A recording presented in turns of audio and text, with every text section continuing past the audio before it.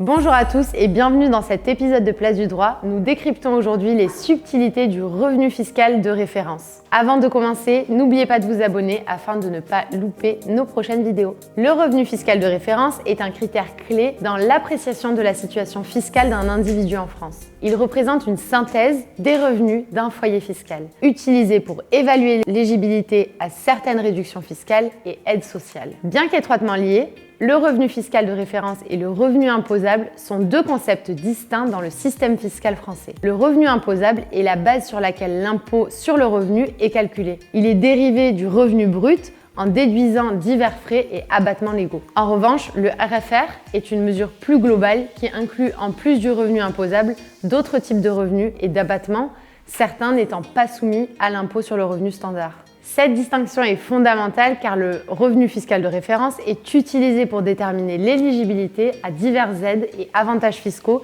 qui ne sont pas directement liés au montant de l'impôt payé. La méthodologie de calcul du revenu fiscal de référence commence par la détermination du revenu brut global, qui inclut tous les revenus perçus par un foyer fiscal, ce montant étant ensuite ajusté par divers abattements et charges déductibles pour aboutir au revenu net imposable. Le revenu fiscal de référence influence directement les impôts et l'éligibilité aux aides sociales. S'il est trop élevé, il peut limiter l'accès à certaines aides telles que les bourses scolaires ou les allocations logement.